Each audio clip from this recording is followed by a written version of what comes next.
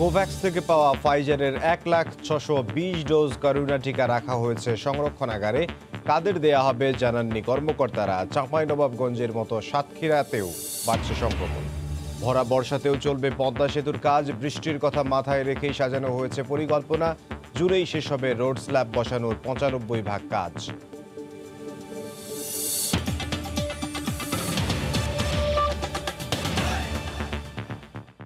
ভোরের সময় সঙ্গে আছে আমি ইমদাদুল হক। দেশে এসে পৌঁছেছে ফাইজারের 1,620,000 ডোজ টিকা। কোভিশিল্ড ও সিনোফার্মের পর এটি দেশে আসা করোনার তৃতীয় ভ্যাকসিন। বিশ্ব স্বাস্থ্য সংস্থার গ্লোবাল অ্যালায়েন্স ফর ভ্যাকসিন প্রোগ্রামের আওতায় এসেছে এই টিকা। সোমবার রাত 11টা 7 হজরত শাহজালাল আন্তর্জাতিক বিমানবন্দরে পৌঁছায় ফাইজারের 1,620,000 ডোজ টিকা বহনকারী এমিরেটস এয়ারলাইন্সের বিমানটি। বিশ্ব স্বাস্থ্য সংস্থার গ্লোবাল অ্যালায়েন্স ফর ভ্যাকসিন প্রোগ্রামের আওতায় এসেছে এই টিকা। কোভিশিল্ড ও সিনোফার্মের পরে এটি দেশে আসা করোনার তৃতীয় কোনো ভ্যাকসিন। কোভ্যাক্স থেকে পাওয়া এটি বাংলাদেশে আসা প্রথম ভ্যাকসিনের চালান। এই টিকা -60°C থেকে -90°C তাপমাত্রায় সংরক্ষণ করা হবে। বিমানবন্দর থেকে টিকা নিয়ে বিশেষ ব্যবস্থায় রাখা হবে মহাখালী জনস্বাস্থ্য ইনস্টিটিউটের আল্ট্রাকুল রেফ্রিজারেটরে। যথাযথ তাপমাত্রায় এটা এসছে, এটা আমরা দেখেছি। এবং এখন যে আমরা যে ক্যারিয়ারে নিয়ে যাচ্ছি, এই ক্যারিয়ারেও কিন্তু যথাযথভাবে তাপমাত্রা সংরক্ষণ করেই আমরা এখান থেকে নিয়ে যাব। বেলজিয়ামের ব্রাসেলস থেকে আসা ফাইজার বায়োনটেকের এই ভ্যাকসিন -60 থেকে 90°C রাখা হলেও বিশেষ থ্রোয়িং প্রক্রিয়ায় প্রয়োগের উপযোগী করা হবে। সেই অবস্থায় ফাইজারের এই ভ্যাকসিনটি 2 থেকে 8 ডিগ্রি তাপমাত্রায় 5 দিন পর্যন্ত রাখা যাবে। 3 ঘন্টা থ্রোয়িং করতে হয় ILR 2 to 8 ডিগ্রি সেন্টিগ্রেডে। তারপরে আমরা 2 to 8 ডিগ্রি পর্যন্ত থ্রোয়িং করার পরে আমরা 2 থেকে 8 ডিগ্রি পর্যন্ত আমরা 5 দিন পর্যন্ত রাখতে পারবো। এই সব 120 ঘন্টা বা 5 দিন। রেজিস্ট্রেশন করেও এখন পর্যন্ত টিকা পাননি এমন 16 লাখ নাগরিকের মধ্যে 50,000 জনকে এই টিকা দেওয়ার কথা থাকলেও কবে কাদের এই ভ্যাকসিন দেওয়া হবে তা নিয়ে বিমানবন্দরে মুখ খোলেননি অধিদপ্তরের কোনো কর্মকর্তা। পরে নিয়ে যাওয়া হয় নির্দিষ্ট সংরক্ষণাগারে। একে একে 18টি বক্সে রাখা 1,620,000 ডোজ ভ্যাকসিন রেখে দেওয়া হয় বিশেষ প্রক্রিয়ায়। চলমান ভ্যাকসিন সংকটে এই 1 লাখ ডোজের চালানো নিঃসন্দেহে বাংলাদেশের জন্য স্বস্তিদায়ক। তারপরও জুনে কথা রয়েছে চীন থেকে আরও বেশ কিছু ভ্যাকসিন আসার। তবে এই মুহূর্তে কোভিশিল্ডের সেকেন্ড ডোজ নিশ্চিত করা সরকারের জন্য আরও বড় চ্যালেঞ্জ মানছেন বিশেষজ্ঞরা। রাশেদ লিমন, সময় সংবাদ, ঢাকা। করোনা সংক্রমণে উচ্চহার জেলাগুলোতে লকডাউন কার্যকরের দায়িত্ব স্থানীয় প্রশাসনকে দেওয়া হয়েছে বলে জানিয়েছেন মন্ত্রিপরিষদ সচিব। গতকাল দুপুরে মন্ত্রিসভার বৈঠক শেষে ব্রিফিংয়ে তিনি জানান, সীমান্তবর্তী জেলাগুলোতে স্বাস্থ্যসেবা নিশ্চিতের নির্দেশনা দেওয়া হয়েছে। একই সময় স্বাস্থ্যমন্ত্রী জানিয়েছেন, চীন থেকে কেনা করোনার টিকা দেশে এলেই আবার শুরু হবে নিবন্ধন। সীমান্তবর্তী জেলাগুলোতে ক্রমেই অবনতি হচ্ছে করোনা পরিস্থিতির। চাঁপাইনবাবগঞ্জে বিশেষ লকডাউন বেড়েছে আরেক দফা। পাশের জেলাগুলো থেকে আসছে নতুন নতুন আক্রান্তের খবর। এমন পরিস্থিতিতে স্বাস্থ্য অধিদপ্তরের বিশেষজ্ঞ কমিটি আরও 7টি সীমান্ত জেলায় শতভাগ লকডাউন কার্যকরের সুপারিশ করলেও সে চিঠি এখনো পায়নি মন্ত্রিপরিষদ বিভাগ। তবে স্থানীয় প্রশাসন, সিভিল সার্জন ও জনপ্রতিনিধিদের সমন্বয়ে যেখানে প্রয়োজন হবে দ্রুত লকডাউন কার্যকরের নির্দেশনা দেওয়া হয়েছে বলে জানান মন্ত্রিপরিষদ সচিব। জেলা প্রশাসন, তারপর সিভিল সার্জন, তারপরে মেয়র সাহেবরা যারা আছেন বা স্থানীয় এমপি সাহেবরা যারা আছেন, ওনাদের উপরে আমরা এমনিও আগেও বলে দিচ্ছি। যেমন চাঁপাইনবাবগঞ্জ, এটা কিন্তু ওইখান থেকে আমাদের কাছে সাজেশন আসছে। আরও ডিস্ট্রিক্টগুলোকেও বলে দিছি, যদি মনে করো পুরো ডিস্ট্রিক্ট না করে ওই বর্ডার এলাকাটাকে লকডাউন করতে হবে, সেটাও you can also do this. একদিকে পরিস্থিতির অবনতি, অন্যদিকে টিকার সংকট। বিষয়টি গুরুত্ব পায় সোমবার প্রধানমন্ত্রী শেখ হাসিনার সভাপতিত্বে শুরু হওয়া মন্ত্রিসভার বৈঠকেও। দ্রুত টিকা পাওয়ার আশ্বাসের পাশাপাশি স্বাস্থ্যমন্ত্রী জানালেন, নতুন করে টিকা এলেই বিশ্ববিদ্যালয়ের শিক্ষার্থীদের অগ্রাধিকার ভিত্তিতে দেয়া শুরু হবে। ছাত্রদেরকে দেওয়ার ব্যবস্থা আমরা করব বিশেষ প্রায়োরিটির সাথে। আমরা তো চাইনিজেই অর্ডারই করেছি 1.5 কোটি। তো 1.5 কোটি মানে 2 ডোজ করে দিতে হলে 75 লক্ষ আমরা দিতে পারবো। এবং আমাদের রাশিয়ার কাছ থেকেও আমরা প্রায় ওরকম আমরা আশা করতেছি। অ্যাস্ট্রাজেনেকা ভ্যাকসিন যেটা আছে, আমাদের লোকজন কষ্ট করছে, আমাদের লোকজনের তো এটা দাবি। আমরা তো টাকা পয়সা দিয়েছি, এগ্রিমেন্ট করেছি, কাজে এখানে তো আমাদের পাওয়া উচিত। সরকার মোট ৫ কোটি মানুষকে টিকা দেওয়ার পরিকল্পনা করছে জানিয়ে মন্ত্রী বলেন, চীনের টিকা হাতে পেলে আবারও নিবন্ধন শুরু হবে। এহসান জুয়েল, সময় সংবাদ, ঢাকা। সীমান্ত জেলা সাতক্ষীরায় করোনা রোগীর সংখ্যা উদ্বেগজনক হারে বাড়ছে। মের প্রথম সপ্তাহে ১২% রোগীর দেহে করোনার জীবাণু পাওয়া গেলেও মাস শেষে বেড়ে ৪৯% দাঁড়ায় তা। বাজারঘাট ও বিপণী বিতানে স্বাস্থ্যবিধি মানা হচ্ছে না। ঈদের আগে বিভিন্ন জেলায় ঘরে ফেরা মানুষ ও ভারত ফেরতরা সাতক্ষীরায় আসার পরই সংক্রমণ বাড়ছে বলে মনে করেন সংশ্লিষ্টরা। সীমান্ত জেলা সাতক্ষীরার প্রায় ২৫ লাখ লোকের বাস। এ জেলার সাথে ভারতের রয়েছে ১৩৭ কিলোমিটার সীমান্ত। পরিসংখ্যান বলছে, ভারত প্রত্যাগত পাসপোর্ট যাত্রী সাতক্ষীরায় আসার পর করোনায় আক্রান্তের সংখ্যা বেড়েছে। ভারত থেকে আগত ৩৩৭ জনের মধ্যে ১৭ জনের করোনা পজিটিভ পাওয়া যায়। তাছাড়া সাতক্ষীরার ভোমরা স্থল বন্দরে স্বাস্থ্যবিধির নিয়ম না মেনেই অবাধে ঢুকছে ভারতীয় পণ্যবাহী ট্রাক। আবার বাজারঘাট ও মার্কেটগুলোতে মানা হচ্ছে না স্বাস্থ্যবিধি। আক্রান্তের সংখ্যা এতই বৃদ্ধি পেয়েছে যে করোনার ডেডিকেটেড সাতক্ষীরা মেডিকেল কলেজ হাসপাতালে স্থান না পাওয়ায় সাতক্ষীরা সদর হাসপাতালেও ২৩ জন করোনা উপসর্গের রোগীকে ভর্তি করা হয়েছে। সিভিল সার্জনের মতে, ঈদের আগে ঢাকা সহ বিভিন্ন এলাকা থেকে বাড়ি আসার পরই সংক্রমণ বৃদ্ধি পেতে পারে। সামগ্রিকভাবে আমাদের পজিটিভিটি রেট 35%, তো এটা আসলে একটু চিন্তার বিষয়। ঈদের পরে বাড়ার একটা কারণ আমরা যেটা চিন্তা করছি, যে লোকজন বিভিন্ন জায়গা থেকে বাড়ি এসেছে, ঢাকা থেকে বাসায় এসেছে, তারা ঈদের সময় একজন আত্মীয় স্বজনের বাড়ি গিয়েছে, দাওয়াত খেয়েছে। এই কারণে যে মিক্সিং হওয়ার কারণেই কিন্তু এটা আসলে বৃদ্ধি পেয়েছে। তবে জেলা প্রশাসক জানালেন, ভারত থেকে অবৈধভাবে বাংলাদেশে আসা বাংলাদেশিদের কারণে সংক্রমণ বৃদ্ধি পেয়েছে। সকল তথ্য উপাত্ত পর্যালোচনা করা হবে এবং আগামী ৩ তারিখে এই কমিটি আবারও বসবে, বসে সেখানে সিদ্ধান্ত নেবে যে কি করবে। এদিকে সীমান্তে টহল বাড়িয়ে দেওয়ার সাথে সাথে যারা মাদক ও গরু ব্যবসার সাথে জড়িত তাদের বাড়ি ও গতিবিধি নজরদারিতে রাখা হয়েছে বলে জানালেন বিজিবির কর্মকর্তা। যে সকল ব্যক্তিবর্গ এই ভূত বা মানব পাচারের সাথে জড়িত আছে তাদেরকে আইডেন্টিফাই করে তাদের বাসায় উপর নজরদারি এবং তাদের মুভমেন্টের উপর নজরদারির ব্যবস্থা করা হয়েছে। জেলায় এখন পর্যন্ত ১৫৮৫ জনের দেহে করোনা জীবাণু পাওয়া গেছে, যার মধ্যে ৪৭ জন মারা যান। এছাড়া করোনা উপসর্গ নিয়ে ২০৯ জন মারা গেছেন। সমসংবাদ, সাতক্ষীরা। রাজশাহীতে করোনা আক্রান্ত ও মৃতের সংখ্যা বেড়ে যাওয়ায় আতঙ্কিত নগরবাসী। করোনা পরিস্থিতির সবশেষ খবর জানতে রাজশাহী মেডিকেল কলেজ হাসপাতালের সামনে আছেন সহকর্মী রাকিবুল হাসান। সরাসরি চলে যাচ্ছি তার কাছে। রাকিব। ইমদাদ, আপনাকে ধন্যবাদ। রাজশাহীতে গেল কয়েকদিন থেকে কিন্তু ক্রমশ করোনা পরিস্থিতির অবনতি হচ্ছে এবং আমরা যেটি দেখছি যে প্রত্যেক দিনই যেই করোনার পরীক্ষা করা হচ্ছে সেই করোনা থেকে কিন্তু আসলে যে পজিটিভ হওয়ার সংখ্যা সেটি কিন্তু বাড়ছে। আমরা রাজশাহী বিভাগীয় স্বাস্থ্য কর্মকর্তার থেকে প্রত্যেক দিন যে ব্রিফটা পাচ্ছি বা যেইভাবে তারা জানাচ্ছেন যে আসলে প্রত্যেক দিনই আসলে এই সংখ্যাটি বাড়ছে এবং এটি অনেক কিন্তু রাজশাহী ডিভিশনের অন্যান্য যে সমস্ত জেলাগুলো রয়েছে সেখান থেকে কিন্তু করোনার হার বেড়ে যাওয়ার কারণে কিন্তু রাজশাহী মেডিকেল কলেজ হাসপাতালে কিন্তু সেখানে করোনা রোগীর সংখ্যাও বাড়ছে এবং এই পরিস্থিতিতে কিন্তু আমরা যেটি দেখেছি যে রাজশাহী মেডিকেল কলেজ হাসপাতালের পক্ষ থেকে যেই জিনিসটি আসলে বলা হচ্ছে যে করোনা বিষয়ে সচেতনতার কথা বলা হচ্ছে তাদেরকে এবং রাজশাহী মেডিকেল কলেজ হাসপাতালে যে করোনার আসনের যে সংখ্যা, যে শয্যা, সেটি হচ্ছে 232 শয্যার হাসপাতাল এখানে করোনার জন্য রাখা হচ্ছে এবং এর বিপরীতে কিন্তু ইতোমধ্যেই রাজশাহী, নওগাঁ, চাঁপাইনবাবগঞ্জ এবং কুষ্টিয়া সেই সমস্ত জায়গাগুলো থেকে কিন্তু 205 জন ইতোমধ্যে আসলে ভর্তি আছেন এবং এছাড়া এখানে যে 17টি আইসিইউ বেড তার বিপরীতে কিন্তু 16 জন ইতোমধ্যেই ভর্তি আছেন। অর্থাৎ একটা আসন বা বেড সংখ্যা নিয়ে কিন্তু খানিকটা সংকটে আছে রাজশাহী এই বিভাগের এই হাসপাতালটি এবং এর পাশাপাশি আমরা যেটি কথা বলছিলাম হাসপাতাল কর্তৃপক্ষের সঙ্গে এর আগেও তারা যেটি বলছেন যে রোগীর চাপ সামলাতে, করোনা রোগীর চাপ সামলাতে কিন্তু তাদেরকে অনেকটা হিমশিম খেতে হচ্ছে এবং প্রতিনিয়ত যেহেতু করোনা রোগীর সংখ্যা বাড়ছে এবং সে কারণে তারা সচেতন থাকার জন্য পরামর্শ দিচ্ছেন প্রত্যেকেই। এবং রাজশাহীতে আমরা যে বিষয়গুলো লক্ষ্য করছি আসলে প্রশাসনের পক্ষ থেকে এই করোনা পরিস্থিতি নিয়ন্ত্রণের জন্য ইতোমধ্যেই কিন্তু বিভিন্নভাবে প্রচারণা বাড়ানো হচ্ছে, যাতে করে যেই পরিস্থিতি তৈরি হচ্ছে তাতে যেন কোনো ধরনের বড় ধরনের কোনো জন্য বিপর্যয়ের শঙ্কা না থাকে সেই বিষয় নিয়ে তারা ইতোমধ্যেই কিন্তু সচেতন করে তুলছেন।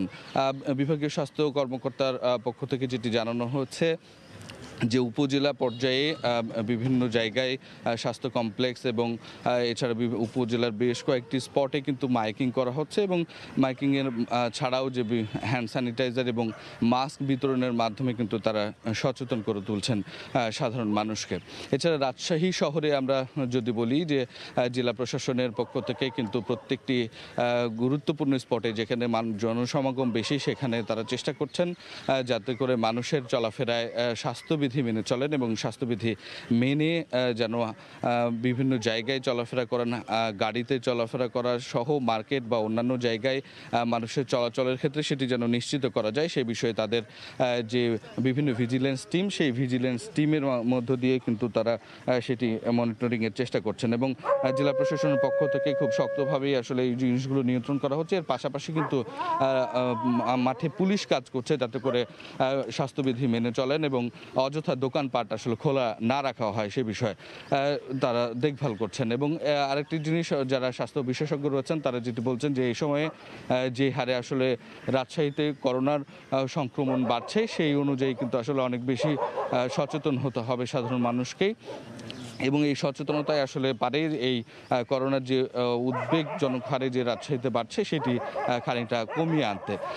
এবং আপনাকে জানিয়ে রাখি যে গেল 24 ঘন্টায় রাজশাহীতে বিভাগীয় স্বাস্থ্য কর্মকর্তার পক্ষ থেকে যেটি জানানো হয়েছে যে 82 জন করোনায় আক্রান্ত হয়েছেন এবং এই করোনা পরিস্থিতি মোকাবেলার জন্য মানুষের সচেতনতাকে অনেক বেশি গুরুত্ব দিচ্ছেন এবং যেহেতু হাসপাতালের রাজশাহী মেডিকেল কলেজ হাসপাতাল গেল বছর এর পাশাপাশি ডেডিকেটেড একটি হাসপাতাল ছিল করোনার জন্য, সেটি আবার করা যায় কিনা সে বিষয়ে চিন্তা করছে রাজশাহী বিভাগীয় স্বাস্থ্য কর্মকর্তারা। তো এই ছিল আমার কাছে সর্বশেষ। রাজশাহীতে করোনা আক্রান্ত এবং রোগীর সংখ্যা বৃদ্ধি পাওয়ায় আতঙ্কিত নগরবাসী, এই খবর আমাদেরকে জানাচ্ছিলেন রাজশাহী মেডিকেল কলেজের সামনে থেকে সহকর্মী রাকিবুল হাসান। এবারে অন্যান্য প্রসঙ্গ। লকডাউনে দূরের পাইকার না আসায় আম নিয়ে বিপাকে পড়েছেন নওগাঁর বরেন্দ্র এলাকার বাগান মালিকরা। ঊর্ধ্বমুখী করোনার প্রভাবে ক্রেতা না থাকায় পড়ে গেছে আমের দর। ব্যবসায়ীরা বলছেন ভালো দামের আশায় চড়া দামে কেনা বাগান থেকে আম বিক্রি করে এখন মূলধন তোলাই কঠিন। নওগাঁ থেকে এমআর রকি রিপোর্টে বিস্তারিত। গেল 25 মে নওগাঁর বরেন্দ্র এলাকার বাগান থেকে নামানো শুরু হয় আম। প্রথম পর্যায়ে গাছ থেকে নামানো হচ্ছে গোপালভোগ, হিমসাগর, লকনা ও ল্যাংড়া জাতের আম। পরিপক্ক আম গাছ থেকে নামানোর পর প্রক্রিয়াজাতে ব্যস্ততা বেড়েছে বাগান শ্রমিকদের। এবার অনুকূল আবহাওয়ায় আমের ভালো ফলন বরেন্দ্র এলাকায় বাগান মালিকদের আশা জাগায়। তবে ঊর্ধ্বমুখী করোনার প্রভাব পড়েছে আম বেচা কেনায়। চড়া দামে কেনা এসব বাগানের এখন দাম তোলা নিয়ে শঙ্কার কথা বলছেন ব্যবসায়ীরা। 1,30,000 টাকার বাগানে 60-70,000 টাকা পাওয়া যাচ্ছে না। অনেক আশা ভরসা করেছিলাম যে আমরা আমের দাম 60 টাকা 50 টাকা বেচবো, কিন্তু সেখানে আমরা আমের দামে পাচ্ছি মাত্র 30 থেকে 35 টাকা। টাকাই উঠছে না। আমরা যে লেবার নিয়ে আসছি সেগুলো আপনার কাজে লাগিয়ে আবার আম বিক্রি করে দেখা যাচ্ছে তাদের টাকাও দিতে পারছি না সঠিকভাবে। এবার মৌসুমের শুরুতেই করোনায় লকডাউন সহ নানা কারণে আমের নিম্নমুখী দরে হতাশ ব্যবসায়ীরা। গোপালভোগ আমটা দাম 1200, 1300, 900, 1000 এরকম নিচ্ছে। খিস্তা দাম আপনার যেটা সব থেকে ভালো হিমসাগর, ওটার দাম 1400, 1500। এরকম চলতে থাকলে তো ধস নেমে যাবে। লোন লিয়া এগুলা টাকা দিয়ে মনে করেন বাগান কিনছি, এখন এই লোন তো আমরা শোধ করতে পারবো না। জেলায় 26,000 হেক্টর বাগান থেকে 4.25 লাখ মেট্রিক টন আম উৎপাদনের আশা করছে কৃষি বিভাগ। এমআর রকি, সময় সংবাদ, নওগাঁ। বছর ঘুরলে আসে বাজেট, বাড়ে বরাদ্দ কিন্তু কমে না ভোগান্তি। বিশেষ করে স্বাস্থ্য খাত হয়ে ওঠে না জনবান্ধব, এমনকি বরাদ্দ দেয়া অর্থ ঠিকমতো ব্যয়ও করতে পারে না মন্ত্রণালয়। বিশেষজ্ঞরা বলছেন প্রকল্প পরিচালক নিয়োগে অনিয়ম, ঠিকাদারদের গাফিলতি আর কেনাকাটায় অসাধু সিন্ডিকেটের কবল থেকে বের হতে পারছে না স্বাস্থ্য মন্ত্রণালয়, যার প্রভাবে কোনো প্রকল্পই শেষ হয় না সময় মতো। জুবাইর ফয়সালের রিপোর্টে বিস্তারিত। মানুষ অর্থ ব্যয় করবে, বিনিময়ে পাবে সর্বোচ্চ সেবা। কখনো আবার কারো অর্থ না থাকলেও সেবা দিতে হয় রাষ্ট্রকে। বলছি চিকিৎসা খাতের কথা। সম্ভবত দেশে যে কটি সেবা খাতের উপর মানুষ অতিমাত্রায় নির্ভরশীল, তার মধ্যে স্বাস্থ্যই শীর্ষে। এবার দেখি বাস্তব চিত্র কি বলছে। 2010 সাল থেকে গড়ে 2,500 কোটি টাকা করে বেড়েছে স্বাস্থ্যের বাজেট। আর বর্তমানে প্রতি বছর দেশের প্রত্যেকটি সরকারি হাসপাতাল থেকে অর্থের বিনিময়ে রোজ চিকিৎসা সেবা নেন গড়ে 650 মানুষ। কিন্তু ক্যালেন্ডারের পাতা বদলালেও হাসপাতালের সেবা নিয়ে রোগী আর স্বজনদের অভিজ্ঞতা বদলায় না। বুয়ারে ধরে টাকা দাও, দারোয়ানকে ধরে টাকা দাও, ওই যে সিটে দিয়েছে 15 নম্বর সেখানে যাও, টাকা ছাড়া তার সিট দিতেছে না। অল্প যে খরচের চিকিৎসাগুলো এগুলো পাওয়া যায়, বাকিগুলো পাওয়া যায় না। সবগুলো টেস্ট যদি আমরা এখানে করতে পারতাম তাহলে হয়তো আমাদের জন্য ভালো হইতো। যদিও নতুন বাজেটেও স্বাস্থ্যে বরাদ্দে সর্বোচ্চ উদারতা দেখাবে সরকার, এমন তথ্যই দিলেন পরিকল্পনা মন্ত্রী। তবে স্বচ্ছতার সঙ্গে কেনাকাটা আর প্রকল্প বাস্তবায়নে স্বাস্থ্য খাতের দুর্বলতার কারণে উদ্দেশ্য ব্যাহত হচ্ছে বলেও আক্ষেপ তার। কোভিডের জন্য তারা মোটো তৈরি ছিল না, টাকা এবারও তাদের বাজেটে বেশি দেওয়া হয়েছে ভ্যাকসিন ইত্যাদি সব ব্যাপারে, কিন্তু তাকে তো করতে হবে। উই আর টিম প্লেয়ার, আমি তাকে পাস দিব, কিন্তু তার খেলাটা আমি খেলতে পারবো না। করোনা কালে বরাদ্দ বাড়ানোকে ইতিবাচকভাবেই দেখছেন স্বাস্থ্য অর্থনীতিবিদরা, কিন্তু অসাধু সিন্ডিকেটের কবল থেকে স্বাস্থ্য সেবা খাত বের হতে না পারলে কোনো উদ্যোগই কাজে আসবে না বলেই মনে করেন তারা। অযোগ্য ব্যক্তি যে সে হচ্ছে যে সাধারণত পিডি নিয়োগ প্রসেসে আমাদের এগিয়ে থাকে, ডেভেলপমেন্ট বাজেটের একটা বড় অংশ খরচ করতে পারছে না। নানা রকমের সিন্ডিকেট চক্র এখানে আছে, এই সিন্ডিকেট চক্রই নিয়ন্ত্রিত করে যেটা হচ্ছে যে কে কাজটা পাবে। অনেক সময় তবে দেখা যায় যে 5 বছরের প্রজেক্ট সেটা 10 থেকে 12 বছরেও কোনো কোনো সময় রূপ নেয়। চলতি অর্থ বছরের চেয়ে প্রায় 4,000 কোটি টাকা বাড়িয়ে 2021-22 অর্থ বছরে স্বাস্থ্য খাতে 34,343 কোটি টাকা বরাদ্দ দিতে যাচ্ছে সরকার। জুবায়ের ফয়সাল, সময় সংবাদ, ঢাকা। অনবদ্য নির্মাণ শৈলীতে মুগ্ধ গাজীপুরের হাজী আব্দুস সাত্তার দারুল উলুম মসজিদে নামাজ আদায় করতে আসা মুসল্লিরা।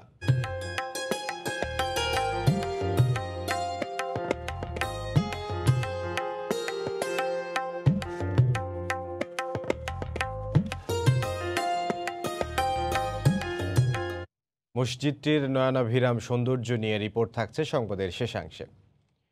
ভরা বর্ষাতেও চলবে পদ্মা সেতুর কাজ। প্রকল্প পরিচালক বলছেন আগামী 3 মাসের বৃষ্টির কথা মাথায় রেখেই সাজানো হয়েছে পরিকল্পনা। জুন মাসেই শেষ হবে রোড স্ল্যাব বসানোর 95% কাজ। সেপ্টেম্বর নাগাদ রেলিং বসানোর পরই শেষ হবে মূল সেতুর অবকাঠামোগত নির্মাণ। সাইফুল ইসলামের ক্যামেরায় রাশেদ লিমন জানাচ্ছেন বিস্তারিত। হঠাৎ আলোর ঝলকানি নয়, চির আলো হয়ে কংক্রিটের এই সেতু যেন বাংলাদেশের স্বপ্ন হয়ে দাঁড়িয়ে। এই আলো জ্বলজ্বল করে দিনে রাতে, মুহূর্তেই মিলিয়ে যায় না, যেন চিরস্থায়ী বাস্তব স্বপ্ন। স্বপ্নের সেতু নিজের টাকায় গড়া, দিনরাত এক করে চলছে 3 শিফটে কাজ। এই মুহূর্তে সবচেয়ে বেশি মনোযোগ স্ল্যাব আর রেলিং বসানোর কাজে। প্রথমে ক্রেনে করে স্ল্যাবটি তুলে বসানো হয়, পরে বিশেষ এক ধরনের গাম জিনপি দিয়ে 2টি স্ল্যাবকে যুক্ত করে সেটি স্থায়ী করতে বিশেষ কেবলে যুক্ত করা হয়। 19টা ওয়্যার হবে, তখন আবার জগ সেটিং হবে। একটা করে স্ল্যাব থেকে সেটিং করে আনার পরে এখানে ড্রামাস করে একটা শিফটে আপনার 5টা ম্যাক্সিমাম 6টা স্ল্যাব বসাইতে পারি। রোড স্ল্যাব বসানোর কাজ শুরু হয় 4টি ভাগে। প্রথম ভাগের কাজ 100% শেষ, দ্বিতীয় ভাগে বাকি 1টি পিয়ার, তৃতীয় ভাগে বাকি মাত্র কয়েকটি স্ল্যাব, আর চতুর্থ ভাগে 60% কাজ শেষ। মোট রোড স্ল্যাব 2917টির মধ্যে বসানো হয়েছে 2565টি, আর 2959টি রেল স্ল্যাবের মধ্যে বসেছে 2761টি। কিছুটা পিছিয়ে প্যারাপেট ওয়ালের কাজ হয়েছে 10 ভাগ। 88-89% আমাদের স্ল্যাব রোডওয়ে স্ল্যাব বসানো হয়ে গেছে, আর রেলওয়ে স্ল্যাবও প্রায় 3000-এর কাছাকাছি আছে।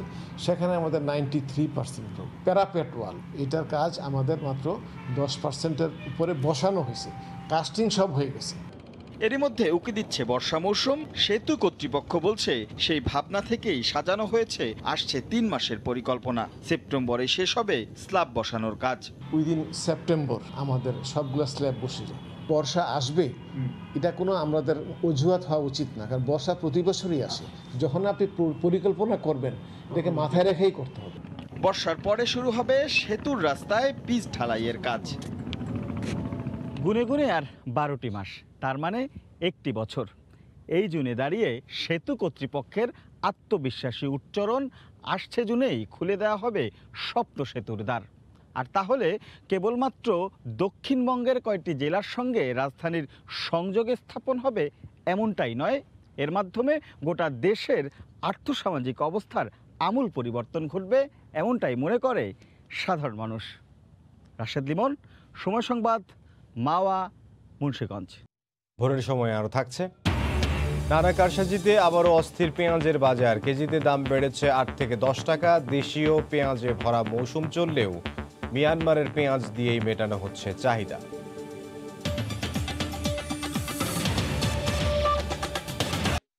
জাতীয় পরিচয়পত্রের তথ্য হালনাগাদ থেকে শুরু করে ভোটার তালিকা প্রস্তুত সবই করতে হয় নির্বাচন কমিশনের কর্মকর্তাদের।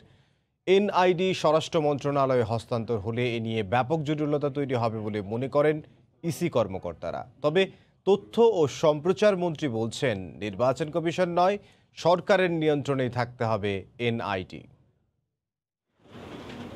মন্ত্রিপরিষদ থেকে এনআইডি হস্তান্তরের উদ্যোগের পর থেকেই এর বিরোধিতা করে আসছিল নির্বাচন কমিশন। ইসি কর্মকর্তারা মনে করেন, এনআইডি অন্য কারো নিয়ন্ত্রণে গেলে ভোটার হওয়ার ক্ষেত্রে জনগণের আগ্রহে নেতিবাচক প্রভাব পড়বে। ভোটার তালিকা নিয়েও সংশ্লিষ্ট মন্ত্রণালয়ের সাথে বোঝাপড়ায় সমস্যা হবে। একই সঙ্গে বিড়ম্বনায় পড়তে হবে জনবল কাঠামো নিয়ে। এনআইডি ইসির কাছেই থাকা উচিত, এ নিয়ে সোমবার দিনব্যাপী প্রস্তুত করা হয় নির্বাচন কমিশনের বক্তব্য। লিখিত এসব যুক্তি তুলে ধরা হবে মন্ত্রিপরিষদের কাছে। আমরা বাস্তব প্রেক্ষাপটটা তুলে ধরছি যে কীভাবে এনআইডির কাজ হয়, কী ধরনের হয়, এনআইডিটা কীভাবে এখানে আসলো, সেই বিষয়গুলো নিয়ে গেলে কি কি অসুবিধা হতে পারে। কারণ এখন তো এনআইডির আলাদা নিজস্ব কোনো জনবল নাই। আমাদের উপজেলা অফিসাররাই এনআইডির যে কাজগুলো উপজেলা পর্যায়ে পর্যন্ত ওখানে উপজেলা অফিসার এবং জেলা অফিসাররাই কাজ করে। তবে তথ্য ও সম্প্রচার মন্ত্রী বলছেন, এনআইডি স্বরাষ্ট্র মন্ত্রণালয়ের কাছে হস্তান্তর করাই যৌক্তিক। নির্বাচন কমিশন থেকে যে আশঙ্কার কথা বলা হয়েছে সেটি আসলে অমূলক।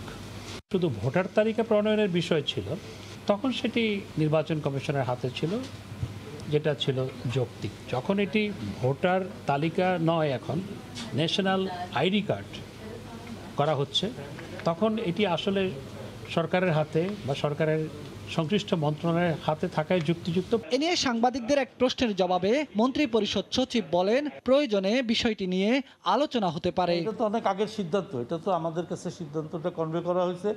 আমরা অ্যালোকেশন অফ বিজনেস দেখছি, এরপরেও প্রয়োজন হলে আমরা আবার মিটিং করব, দেখি কি হয়। এনআইডি কার্যক্রম ছেড়ে দিয়ে স্বরাষ্ট্র মন্ত্রণালয়ের কাছে হস্তান্তর করতে গত 24 মে নির্বাচন কমিশনকে চিঠি দেয় মন্ত্রী পরিষদ বিভাগ। যদিও নির্বাচন কমিশন বলছে এটি তাদেরই উদ্ভাবন। বেলায়েত হোসাইন, সময় সংবাদ, ঢাকা। ভোরের সময় আরও থাকছে। কাঙ্ক্ষিত দাম না পাওয়ায় লোকসানের মুখে সিরাজগঞ্জের দুগ্ধ খামারিরা। গোখাদ্যের দাম বাড়া ও বর্ষায় চারণভূমি তলিয়ে যাওয়ায় কারণ, পদক্ষেপ নেওয়ার দাবি।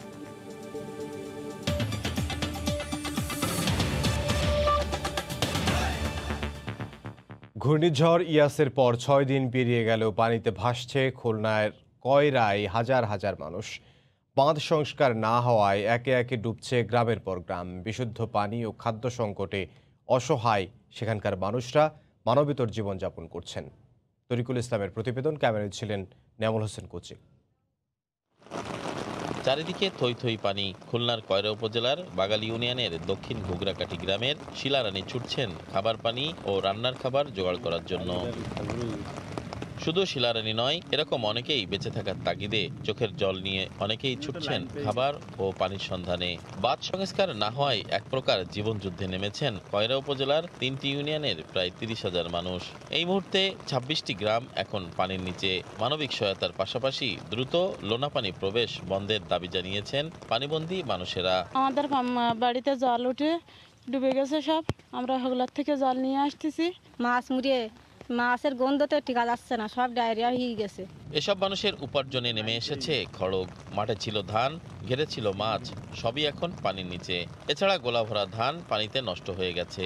আর্থিক ক্ষতি কাটিয়ে ওঠার দুশ্চিন্তা এখন ভর করেছে পানিবন্দী কয়রা উপজেলার প্রান্তিক মানুষের মধ্যে। জোয়ারের সময় ঘরের ভিতরে প্রায় 2-3 ফুট পানি, রান্না বাড়ারও খুব কষ্ট, ইট দিয়ে রাস্তার পরে রান্না করে ছেলেমেয়ে নিয়ে বসে। পানির কষ্ট, বাচ্চা কাচ্চা নিয়ে বাইরে ঘুরতে হতেছে রাস্তার পরে। তিরান মিরান কিচ্ছু পাতি নেই, আমাদের সব ক্ষতি হয়ে গেছে। জোড়াতালি দিয়ে যেগুলো করা হচ্ছে এতে সরকারের কোটি কোটি টাকা ব্যয় হচ্ছে। এই কোটি কোটি টাকাগুলো এগুলো জনগণের বাস্তবে কোনো কাজে আসতেছে না।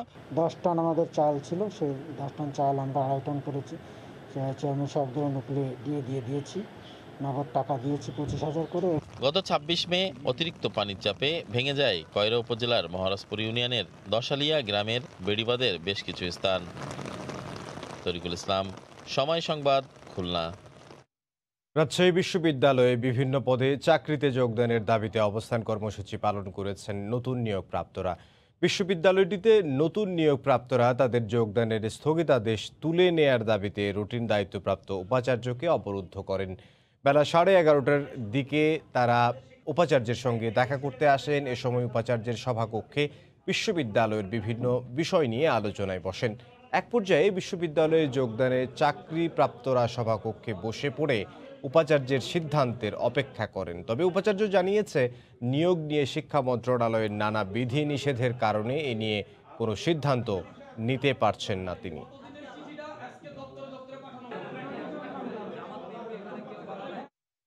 নানা অজুহাতের পাশাপাশি কারসাজির কবলে পড়ে আবারও দেশে পেঁয়াজের বাজার অস্থির হতে শুরু করেছে।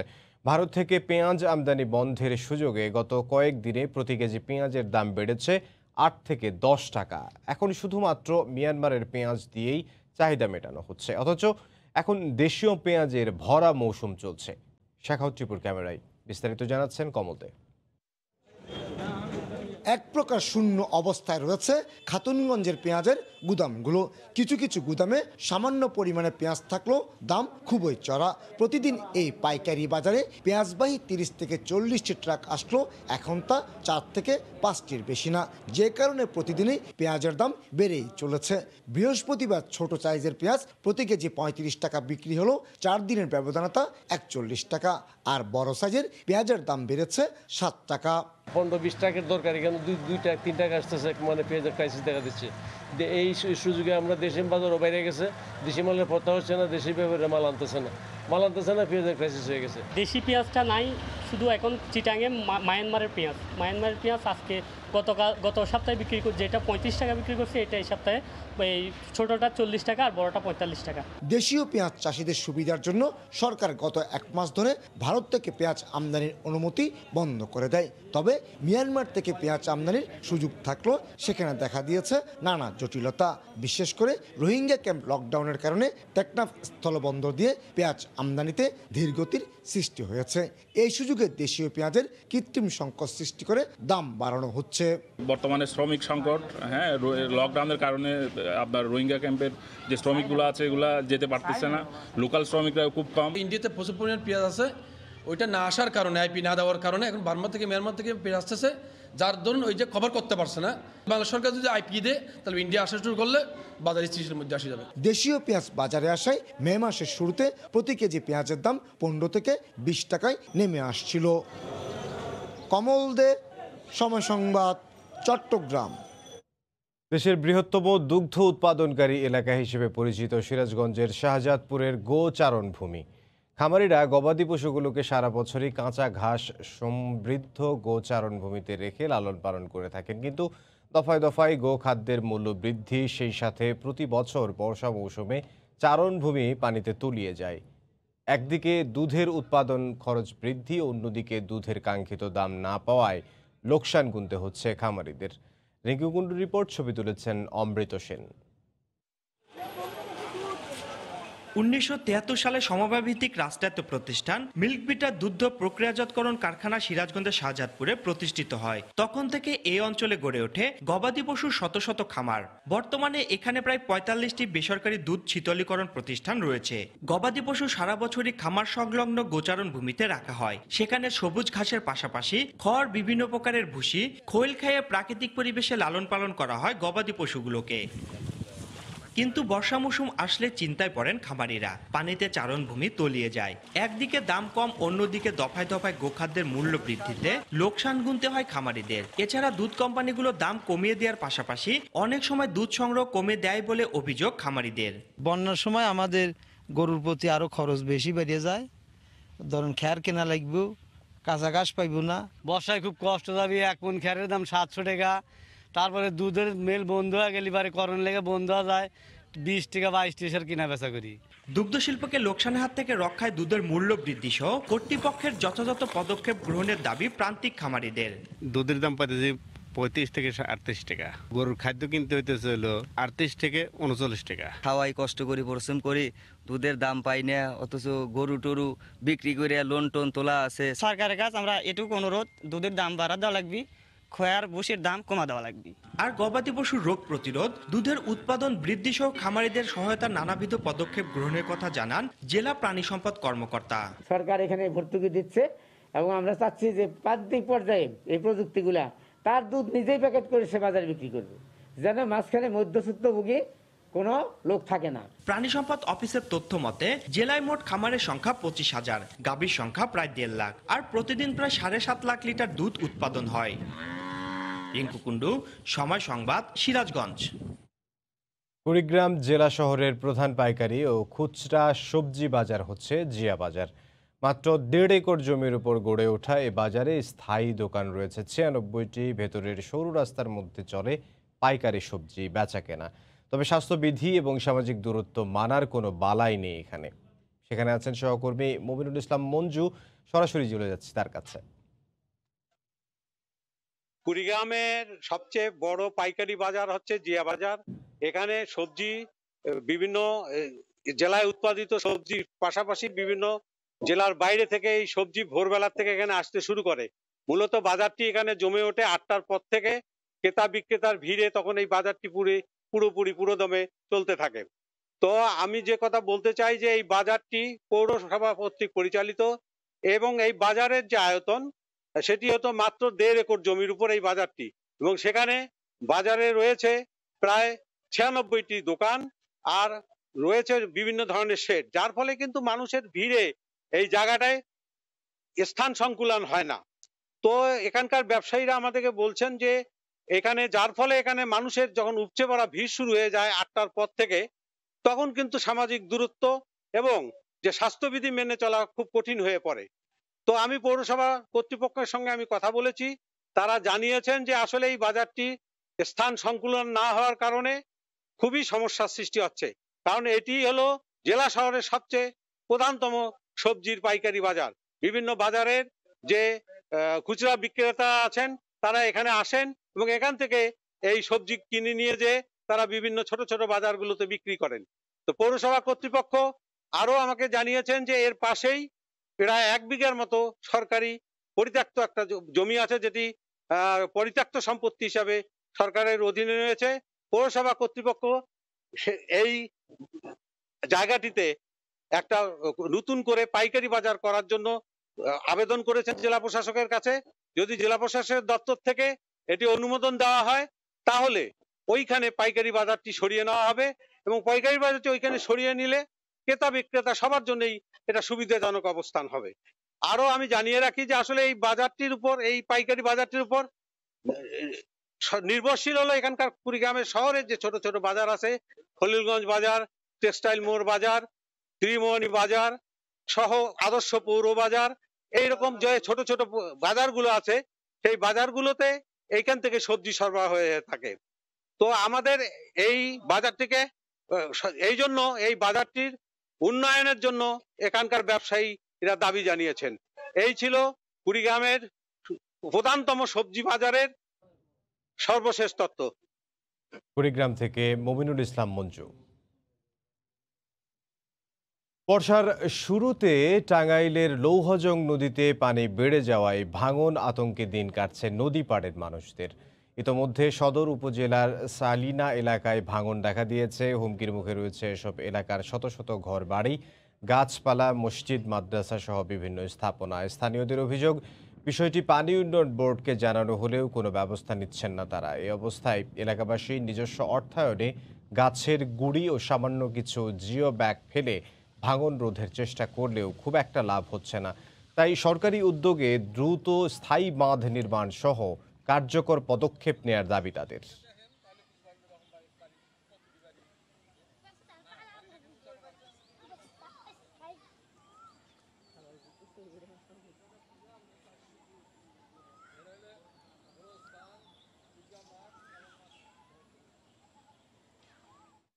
প্রতি বছর নদীর ভাঙনে ভেঙে যাচ্ছে, যদি এটা অতি তাড়াতাড়ি এটার পদক্ষেপ না নেওয়া হয় তাহলে আমাদের এই 3টা প্রতিষ্ঠান এবং আমাদের গ্রাম বিলীন হয়ে যাবে নদীর গর্ভে। আমাদের গ্রামের প্রায় অর্ধেকাংশ নদী গর্ভে বিলীন হয়ে যাইতেছে, এটা আমরা ভাঙন আতঙ্কে আছি। গত বছর আশ্বাস দিল যে পানি বর্ষরা কাজ করে দেবো আঙ্গুরে, তা তো কাজ করে দিল না।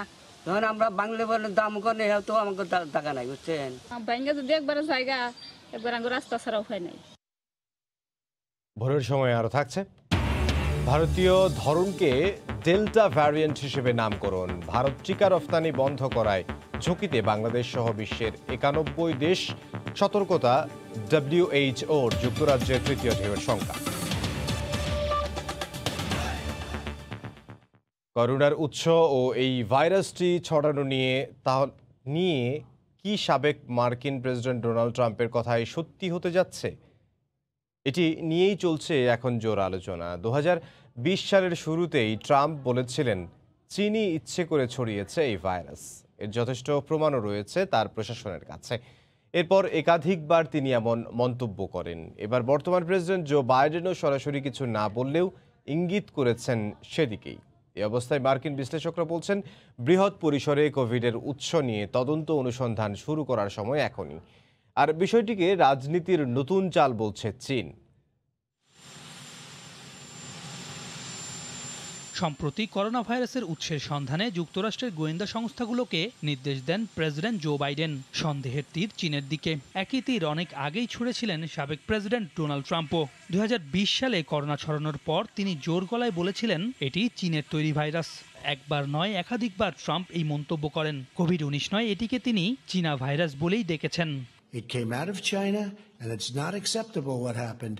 China is China, and it came from China, so we had the China virus, right? তখন ট্রাম্পের কথাকে রাজনীতির বুলি হিসাবে মনে করেছিলেন অধিকাংশ মানুষ। সমালোচনা হয়েছিল উল্টা ট্রাম্পেরই। কিন্তু দমে যাননি সাবেক এই রিপাবলিকান দলীয় নেতা। বরাবরই তিনি প্রমাণ আছে উল্লেখ করেন। বিশ্ব স্বাস্থ্য সংস্থা চীনের পক্ষ নিয়েছে বলেও মন্তব্য ছিল তার। এমনকি তখনকার মার্কিন পররাষ্ট্রমন্ত্রী মাইক পম্পেও নিজেও একথা বলেছিলেন।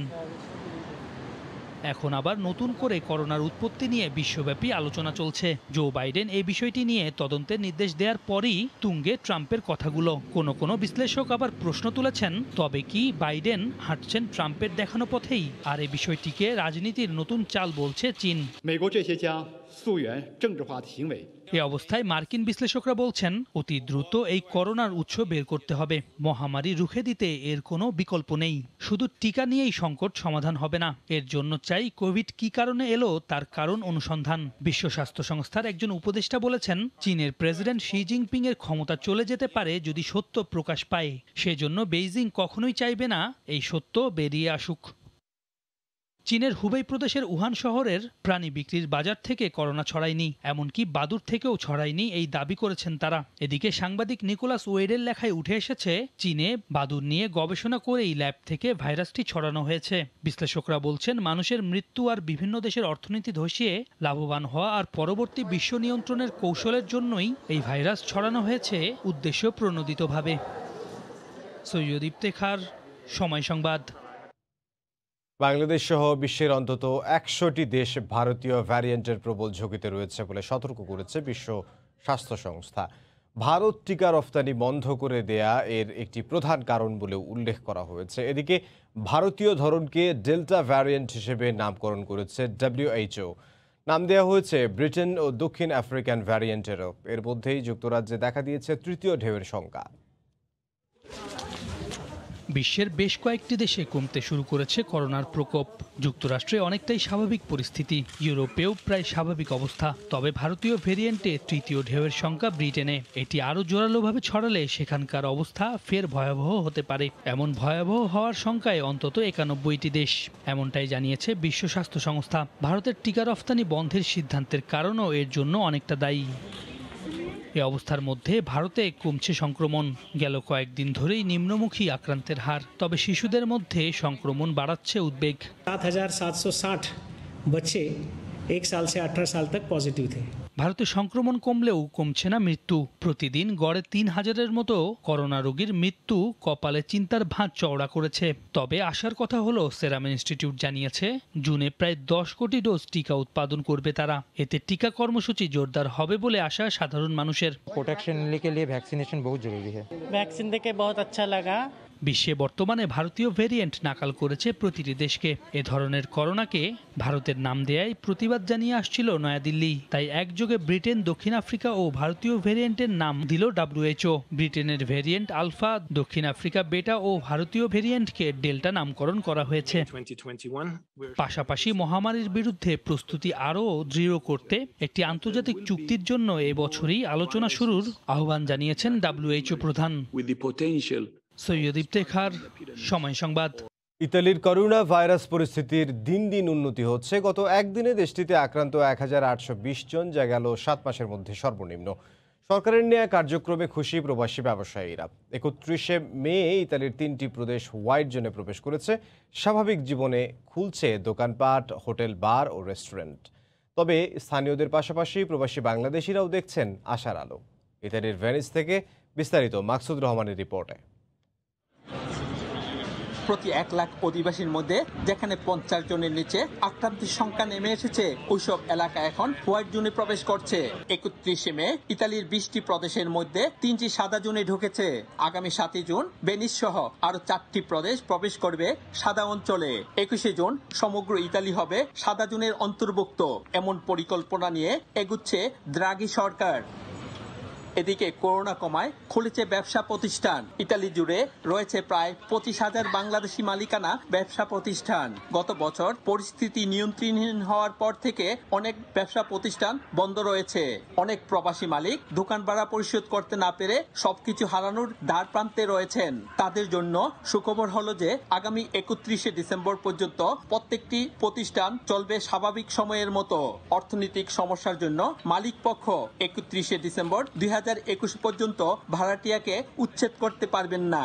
ইতালি সরকার একটি নতুন ঘোষণা দিয়েছে যে ব্যবসায়ী যারা কিনা এখনো বাড়ি ভাড়া দিতে পারে না, দোকানের বা অফিসের, 31শে ডিসেম্বর পর্যন্ত তারা যদি বাড়ি ভাড়া নাও দিতে পারে, বাড়ির মালিক অথবা দোকানের মালিক তাদের দোকান বা ব্যবসা প্রতিষ্ঠান থেকে বের করতে পারবেন। সরকার যে পদক্ষেপ নিচ্ছে, এই পদক্ষেপে আমরা ব্যবসায়ী যারা আছি সবাই সন্তুষ্ট। ইতালীয় সরকারের নেওয়া পদক্ষেপে রক্ষা পাচ্ছে হাজার হাজার বাংলাদেশি মালিকানা ব্যবসা প্রতিষ্ঠান। এতে খুশি স্থানীয়দের পাশাপাশি প্রবাসী বাংলাদেশিরা। মাকসুদ রহমান, সময় সংবাদ, ইতালি। জন্ম নিয়ন্ত্রণ পদ্ধতি ব্যবহার করে হিতে বিপরীত হওয়ায় এবার নীতি বদলালো চীন। জন্মহার কমে যাওয়ায় নতুন পরিবার পরিকল্পনা নীতি গ্রহণ করেছে দেশটি। এক সন্তানের বদলে এখন থেকে চীনের দম্পতিরা 3টি পর্যন্ত সন্তান নিতে পারবেন। দ্রুত দেশটিতে বয়স্ক মানুষের সংখ্যা বাড়ায় এমন সিদ্ধান্ত বলে জানিয়েছে গণমাধ্যম। চীনে সন্তান জন্মের হার উদ্বেগজনক হারে কমে এসেছে। 1960-এর দশকের পর সন্তান জন্মের হার দেশটিতে সবচেয়ে কম। চীনের ন্যাশনাল ব্যুরো অব স্ট্যাটিস্টিক্স জানিয়েছে গত বছর দেশটিতে 1,20,00,000 শিশুর জন্ম হয়েছে, আর 2016 সালে দেশটিতে 1,80,00,000 শিশুর জন্ম হয়। সরকারি এই সংস্থাটি আরও বলছে চীনে জন্মহার 1.3। চীনের জনসংখ্যা স্থিতিশীল রাখার জন্য যে জন্মহার থাকা প্রয়োজন তার চেয়ে এই হার অনেক কম বলে মত সংশ্লিষ্টদের। এমন বাস্তবতায় সর্বোচ্চ 2 সন্তানের নীতি থেকে সরে এসেছে শি জিনপিং প্রশাসন। এখন থেকে দম্পতিরা 3টি করে সন্তান নিতে পারবেন। দেশটির ক্ষমতাসীন কমিউনিস্ট পার্টির পলিট ব্যুরোর এক বৈঠকে প্রেসিডেন্ট শি জিনপিং এই নতুন নীতির অনুমোদন দেন বলে জানিয়েছে চীনের রাষ্ট্রীয় বার্তা সংস্থা সিনহুয়া। 1979 সালে জনসংখ্যা বৃদ্ধির লাগাম টেনে ধরার লক্ষ্যে চীনে 1 সন্তান নীতি চালু করা হয়েছিল। তারপর থেকে এই নীতি লঙ্ঘন করা পরিবারগুলোকে জরিমানা, চাকরি হারানো এবং কখনো কখনো জোরপূর্বক গর্ভপাতের শিকারও হতে হয়েছিল বলে বিবিসি জানিয়েছে। রবিউল ইসলাম আওলাদ, সময় সংবাদ। কানাডার প্রতিটি অঙ্গরাজ্যের রেড জোনভুক্ত শহরগুলোতে ধীরে ধীরে কারফিউ, কড়া নিরাপত্তা ও লকডাউন তুলে নেওয়া হচ্ছে। কিছু কিছু আইন শিথিল করেছে কর্তৃপক্ষ। করোনায় আক্রান্ত ও মৃত্যুর হার দিন দিন কমে আসছে প্রতিটি শহরে। পাশাপাশি ভ্যাকসিন দেয়ায় সাফল্য আসায় জনগণকে উন্মুক্ত চলাচলের অনুমতি দেওয়া হয়েছে, যাতে খুশি সবাই। কানাডা থেকে শরীফ ইকবাল চৌধুরীর তথ্য ও ছবিতে রিপোর্ট। প্রায় 5 মাস রাত্রিকালীন কারফিউতে হাঁপিয়ে উঠেছিলেন কানাডার বিভিন্ন অঙ্গরাজ্যের বাসিন্দারা। বিশেষ করে শিশু কিশোর ও কর্মজীবীরা খুবই সমস্যায় পড়েন। এবার 28শে মে থেকে সান্ধ্য আইন তুলে নেওয়া হয়েছে কুইবেকে। স্বল্প আকারে সমাগমের নির্দেশ থাকলেও অনেক বেশি মানুষ বের হয়েছিলেন। কারফিউ শিথিল থাকায় জনতার ঢল নামে মাঠ ঘাট পার্ক সহ সব জায়গায়। কনকনে শীত উপেক্ষা করে সবাই ছুটে বেড়াচ্ছেন। দল বেঁধে খেলাধুলা, নাচ গান, আড্ডা আর আনন্দ উল্লাসে পার্কগুলো ছিল লোকে লোকারণ্য। প্রবাসী বাংলাদেশিরাও একটুখানি স্বস্তির জন্য জড়ো হন মন্ট্রিয়ালের পার্কে। গত 5 মাস ধরে আমরা সান্ধ্য আইনের মধ্যে দিয়েছিলাম। আমরা সরকারের আইন অনুযায়ী আমরা আইনটাকে সম্মান করেছি এবং সরকার সেই আইনটা শিথিল করেছে। আজকে আমরা সেই উপলক্ষে জেরি পার্কে, মন্ট্রিয়ালের জেরি পার্কে সবাই একত্রিত হয়েছিল। আমরা এসেছিলাম, আমাদের খুব ভালো সময় গেল। আমরা আশা করি আমাদের সামারটা আরও সুন্দর যাবে এবং সরকার তাদের কঠোর আইন থেকে কিছুটা শিথিল করবে এবং জনগণ একটি স্বস্তির নিঃশ্বাস ফেলবে। আমরা সবাই কোভিড ভ্যাকসিন নিয়েছি, সুস্থ আছি। আমরা কতদিন পরে সব যারা হৃদয়ের কাছাকাছি লোকজন একত্রিত হয়েছি, সান্ধ্য আইনও তুলে দেওয়া হয়েছে। এই যে একটা উচ্ছ্বাস, এই উচ্ছ্বাসটা আজকের জোয়ার ভাঙা মানে একটা উচ্ছ্বাস। আমরা আজকে দিনটাও খুব সুন্দর ছিল এবং আমরা এখানে গান বাজনা, বারবিকিউ যা যা করেছি এবং একান্ত হৃদ্দিক আপন যারা লোকজন তাদের মিলিতভাবে করেছি। বাংলাদেশিরা নাচ গানে খেলাধুলায় উপভোগ করেন সময়টাকে। সময় সংবাদ, কানাডা। করোনা মোকাবিলায় সফল দেশ অস্ট্রেলিয়ায় আবারও সংক্রমণ দেখা দিয়েছে। দেশটির ভিক্টোরিয়া অঙ্গরাজ্যের শহর মেলবোর্নে ভাইরাস মোকাবিলায় চলছে 4র্থ মাত্রার লকডাউন। তাতে খুব বেশি সফলতা মিলছে না। অস্ট্রেলিয়ার করোনা ও প্রবাসীদের সবশেষ খবর জানাতে সিডনি থেকে সরাসরি যুক্ত হচ্ছেন সহকর্মী SM আমিনুল রুবেল। যাব তার কাছে। রুবেল, ধন্যবাদ ইমদাদ। শুভ সকাল। অস্ট্রেলিয়ার জন্য সকালটা কিন্তু খুব বেশি শুভ নয়। আজকেও কিন্তু অস্ট্রেলিয়ার মেলবোর্নে গত 24 ঘন্টায় 9 জন নতুন করে করোনা আক্রান্ত হয়েছেন। তারা সবাই কিন্তু স্থানীয় রোগী। এই সংখ্যাটি 54 জন স্থানীয় রোগী এই মুহূর্তে অস্ট্রেলিয়ার মেলবোর্নে কিন্তু চিকিৎসারত অবস্থায় আছেন। তারা সবাই স্থানীয় রোগী। আবারও বারবার বলছি স্থানীয় রোগী, কারণ এর আগে আপনাদের যে নিউজ জানিয়েছিলাম যে গত 6 মাসে কিন্তু স্থানীয় রোগীর সংখ্যা 54 জন হয়নি অস্ট্রেলিয়াতে। মাত্র একজন হোটেল ফেরত কোয়ারেন্টিন যাত্রী থেকেই কিন্তু এই করোনা ছড়িয়েছে। তিনি কিন্তু অসুস্থ ছিলেন না, তিনি সুস্থ অবস্থায় কিন্তু করোনা নেগেটিভ নিয়ে কিন্তু হোটেল থেকে বের হয়ে এসেছিলেন এবং তার 4-5 দিনের মাথায় তিনি কিন্তু আবার অসুস্থ হলে তিনি যখন টেস্ট করেন তখন তিনি করোনা পজিটিভ হন। কিন্তু ততদিনই কিন্তু দুর্ঘটনা ঘটে গেছে। তিনি অনেকের সাথে মিশেছিলেন, তার বন্ধুরা অনেকের সাথে মিশেছিল। মাত্র 3 দিনের মাথায় অস্ট্রেলিয়ার মেলবোর্নে শহরেই 30 জন করোনা আক্রান্ত রোগী পাওয়া গেছে এবং সাথে সাথেই ভিক্টোরিয়া সরকার কিন্তু পুরো ভিক্টোরিয়াকে 4র্থ মাত্রার লকডাউনে নিয়ে এসেছিল এবং গত বৃহস্পতিবার থেকে সেখানে লকডাউন চলছে। এই বৃহস্পতিবার পর্যন্ত চলার কথা।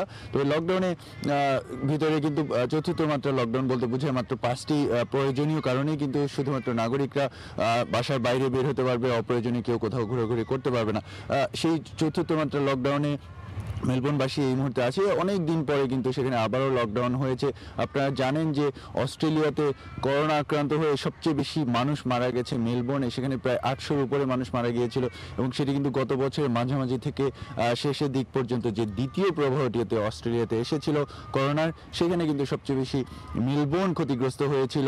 পুরো অস্ট্রেলিয়ার সব জায়গায় মিলে যেখানে মাত্র 100 জনের মতো করোনা আক্রান্ত হয়ে মারা গেছে, সেখানে শুধুমাত্র মেলবোর্নেই আসলে 800 জনের উপরে মারা গেছে। তবে এই মুহূর্তে মেলবোর্নে লকডাউন চলছে, মানুষজন অকারণে বাসার থেকে বের হতে পারছে না। বাংলাদেশিদের আমাদের কাছে কোনো খবর নেই যে কোনো বাংলাদেশি করোনা আক্রান্ত হয়েছে। তবে এইজ কেয়ার বা বৃদ্ধাশ্রম বলতে যেটা বোঝায়, সেখানে কিন্তু কয়েকজন গতকালকে করোনা আক্রান্ত হয়েছে, যে কারণে বিরোধী দল সরকারি দলকে কিন্তু খুব প্রেশারের উপরে রেখেছে এই মুহূর্তে যে কেন বয়স্ক যারা 50 বা 60 যারা আছে তারা এখনো ভ্যাকসিন পায়নি। কারণ অস্ট্রেলিয়া কিন্তু ফেব্রুয়ারি মাঝামাঝি থেকে ভ্যাকসিন কার্যক্রম শুরু হয়েছিল। সরকার যদিও বলছে যে 15% মানুষ আসলে করোনা ভ্যাকসিন নিতে আগ্রহী না, যারা বয়স্ক, যে তাদের ভিতরে কেউ কিন্তু এই মুহূর্তে করোনা আক্রান্ত হয়েছে। আপনারা জেনে থাকবেন যে বৃদ্ধদের করোনা হলে তাদের কিন্তু মৃত্যুর আশঙ্কা তুলনামূলক বেশি থাকে। মৃতের সংখ্যা যদিও আর বাড়েনি, তবে কয়েকজন ক্রিটিক্যাল অবস্থায় এই মুহূর্তে চিকিৎসারত অবস্থায় আছে। ভিক্টোরিয়াকে লকডাউনের আওতায় আনা হয়েছে, যদিও ভিক্টোরিয়া সরকার জানাচ্ছে যে পরিস্থিতির উপরে সম্পূর্ণ নির্ভর করবে যে আসলে লকডাউন আরও বাড়ানো হবে কিনা। তবে ভিক্টোরিয়াকে অস্ট্রেলিয়ার অন্যান্য স্টেট থেকে সম্পূর্ণ আলাদা করে রাখা হয়েছে এই মুহূর্তে। আপনারা ইতিমধ্যে জেনে থাকবেন যে অস্ট্রেলিয়াতে কিন্তু ইউনিভার্সিটিগুলোতে, বিশ্ববিদ্যালয়গুলোতে পড়াশোনা হচ্ছে কিন্তু অনলাইনে, সবাই বাসায় বসেই পড়াশোনা করছে এবং কেউ ইউনিভার্সিটিতে যেতে পারছে না। এই মুহূর্তে যেই শহর লকডাউনে চলে যায় সেখানে কিন্তু বেশিরভাগ অফিস আদালত লকডাউনে চলে যায়, রেস্টুরেন্ট হোটেলগুলোকে অল্প সময়ের জন্য খোলা হয়ে থাকে। অস্ট্রেলিয়ার অন্যান্য শহর, বড় শহর যেখানে অ্যাডিলেড, ব্রিসবেন বা সিডনির মতো শহরগুলোতে কিন্তু করোনা পরিস্থিতি তুলনামূলক ভালো, জনজীবন কিছুটা স্বাভাবিক।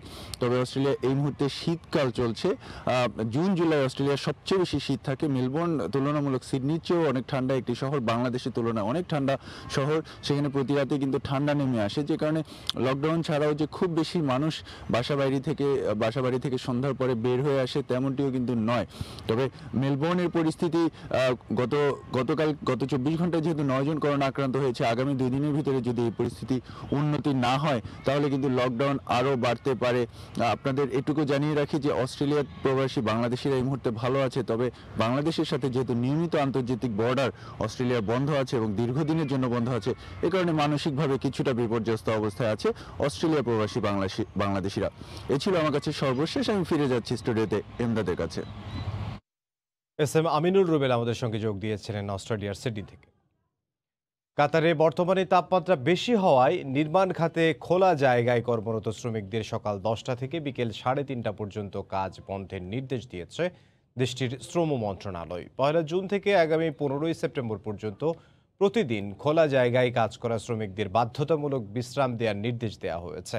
অভিবাসী শ্রমিকদের স্বাস্থ্য সুরক্ষা ও দিনের বেলায় গরম এড়াতে এই সিদ্ধান্ত, এতে খুশি শ্রমিকরা।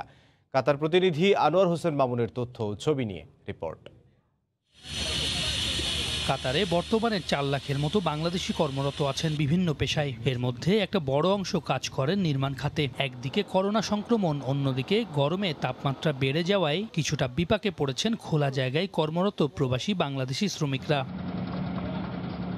বর্তমানে তাপমাত্রা বেড়ে যাওয়ায় প্রবাসী শ্রমিকদের দিনের বেলায় সকাল 10টা থেকে বিকেল 3:30 পর্যন্ত খোলা জায়গায় কাজ নিষিদ্ধ করেছে দেশটির শ্রম মন্ত্রণালয়। কাতার শ্রম মন্ত্রণালয়ের এই সিদ্ধান্তের জন্য ধন্যবাদ জানান প্রবাসী বাংলাদেশিরা। কাতারে প্রচণ্ড পরিমাণে গরম এবং গরমের তাপমাত্রা অতিরিক্ত 45 থেকে 55 ডিগ্রি পর্যন্ত। এর জন্য কাতার গভর্নমেন্ট লেবারদের স্বাস্থ্য সুরক্ষার জন্য সকাল 10টা থেকে সন্ধ্যা 3:30 পর্যন্ত কাজ বন্ধ রাখার নির্দেশ দিয়েছে। এর জন্য আমরা গভর্নমেন্টের কাছে আন্তরিকভাবে শুভেচ্ছা এবং ধন্যবাদ জানাচ্ছি। আমরা অনেক খুশি এবং আনন্দিত, এর জন্য আমরা কাতার সরকারকে আন্তরিকভাবে শুভেচ্ছা ধন্যবাদ জানাই। কাতার সরকার প্রতি বছরই গরমের দিনে খোলা জায়গায় কাজের ওপর নিষেধাজ্ঞা জারি করে, তবে এবার একটু আগেভাগেই জারি করা হলো এই নিষেধাজ্ঞা। এ সময় কোনো শ্রমিককে বাইরে কাজে পেলে কোম্পানি ও শ্রমিকদের বিরুদ্ধে আইনগত ব্যবস্থা ও জরিমানা করবে প্রশাসন। সময় সংবাদ, কাতার। জিম্বাবুয়ে সফরের আগেই নতুন স্পিন বোলিং এবং ব্যাটিং কোচ পাবে বাংলাদেশ জাতীয় ক্রিকেট দল। সংক্ষিপ্ত তালিকা নিয়ে কাজ শুরু করেছে বিসিবির সংশ্লিষ্ট বিভাগ। সিনিয়র ক্রিকেটার এবং প্রধান কোচের সঙ্গে কথা বলে চূড়ান্ত হবে নাম, জানিয়েছেন cricket operations chairman Akram Khan. তবে গুঞ্জন রয়েছে রঙ্গনা হেরাথ এবং জেমি সিডন্সকে নিয়েই ইতিবাচক বিসিবি। বাংলাদেশ জাতীয় দলের ব্যাটিং এবং স্পিন বোলিং কোচের জায়গাটা নিয়ে ঝামেলা চলছে দীর্ঘদিন। সুনীল যোশী এবং নীল ম্যাকেঞ্জি চলে যাওয়ার পর থেকেই ম্যাজিক্যাল চেয়ারের মতো হয়ে গেছে এই দুটো জায়গা। ড্যানিয়েল ভেট্টোরি স্পিন ডিপার্টমেন্ট সামলালেও তার উচ্চ মূল্য এবং নানান চাহিদা সবসময়ই নেতিবাচক বার্তা দিয়েছে সবাইকে। কোভিডের কারণে এখন তার দেশ ছেড়ে টাইগার শিবিরে আসাটাও হয়ে গেছে নতুন চ্যালেঞ্জ। অন্যদিকে ম্যাকেঞ্জির জায়গায় নিউজিল্যান্ডের ম্যাকমিলানের নাম শোনা গেলেও ব্যক্তিগত কারণ দেখিয়ে আসেননি তিনিও। পরে সিরিজ বাই সিরিজ কাজ চালিয়ে গেছেন জন লুইস। কিন্তু এই ঠেকার কোচ দিয়ে আর কাজ চালাতে চাইছে না বিসিবি, তাই তো শুরু হয়েছে নতুন কোচের সন্ধান। সিনিয়র ক্রিকেটার এবং কোচিং স্টাফদের সঙ্গে আলোচনার পর চূড়ান্ত সিদ্ধান্ত নেওয়া হবে বলে জানিয়েছেন আকরাম খান। সিনিয়র প্লেয়ারদের থেকে আমরা অ্যাডভাইসটা নিয়ে ওদের মতামতটা আমরা নিই, তার সাথে আমরা যে টিম স্টাফ আছে, হেড কোচ আছে, প্লাস আমরা চিন্তা ভাবনা করে আমরা ওইগুলো প্ল্যান করি। জিম্বাবুয়ের পরপরই অস্ট্রেলিয়া আসতেছে, তারপরে আপনার অন্য টিমরা আসবে, ইংল্যান্ড আসবে, নিউজিল্যান্ড আসবে। সো আমরা এখনই আমরা নেওয়ার চেষ্টা করব। স্পিন বোলিংয়ের গুরু কে হবেন তা নিয়ে চলছে নানা জল্পনা কল্পনা। বিদেশিদের সঙ্গে যেখানে আছে বাংলাদেশি সোহেল ইসলামের নামও। তবে বিসিবির শর্টলিস্টে সবচেয়ে উপরের নামটা রঙ্গনা হেরাথের। 200 দিনের জায়গায় 120 দিন কাজ করতে চাওয়া হেরাথের সঙ্গে ব্যাটে বলে মিললে তিনিই হবেন টাইগারদের নতুন গুরু। স্পিন কোচ আপনার এশিয়ারই আছে 2-3 জন, তার মধ্যে একজন হলো শ্রীলঙ্কান আর একজন ইন্ডিয়ান, আরেকজন আছে পাকিস্তানের। স্পিন কোচের ব্যাপারে সোহেলকেও কিন্তু অনেক প্লেয়ারই চাচ্ছে।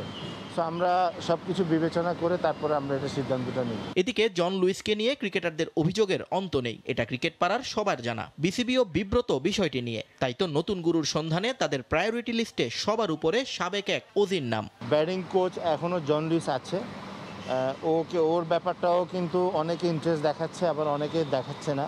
যদি ওকে না রাখি তাহলে আমাদের 2-3 জন শর্ট লিস্টেড আছে এবং এর মধ্যে একজন আছেন যিনি আগেও বাংলাদেশের সাথে কাজ করেছেন। নিয়ন মোহাইমিন, সময় সংবাদ, ঢাকা। প্রাচীর স্থাপত্য মুন্সিগঞ্জের বাবা আদম মসজিদ কালের সাক্ষী। 1483 সালে নির্মিত এই মসজিদটির দৃষ্টিনন্দন নির্মাণ শৈলী যে কাউকেই আকৃষ্ট করবে। সেখানে আছেন সহকর্মী নাসিরউদ্দিন উজ্জ্বল, সরাসরি যাব তার কাছে। উজ্জ্বল। ইমদাদ, 538 বছরের প্রাচীন যে মসজিদ সেটি কিন্তু সুলতানি আমলের সাক্ষী হয়ে আছে। শুধু তাই নয়, আপনারা জানেন যে বাংলাদেশের যে প্রথম ধর্ম প্রচারক হিসাবে যেটা ইতিহাসে সাক্ষী দিচ্ছে, সেই বাবা আদম যিনি সৌদি আরবে জন্ম হয়েছিল তার স্মরণে কিন্তু মসজিদটি করা হয়েছিল, যেটি তার মৃত্যুর 319 বছর পরে যে 1483 সালে নির্মাণ করা হয়েছিল সেই মসজিদটি কিন্তু এখন কালের সাক্ষী হয়ে আছে। এবং এই মসজিদের যে ইতিহাস সেটি কিন্তু অনেক আলোচিত ইতিহাস রয়েছে। আপনারা জানেন যে বাংলাদেশের ডাক টিকেটেও কিন্তু এই মসজিদের ছবি সম্বলিত ডাক টিকেট প্রকাশ হয়েছে, এবং যেটি মুন্সিগঞ্জের কাছেই ধলেশ্বরীর উপর নির্মিত মুক্তারপুর সেতু, সেই সেতুটির নামকরণ কিন্তু প্রথমে এই বাবা আদম এর নামেই নামকরণ করা হয়েছিল। তো তারপরেও নানা কারণে এটি পরিবর্তন করা হয়েছে।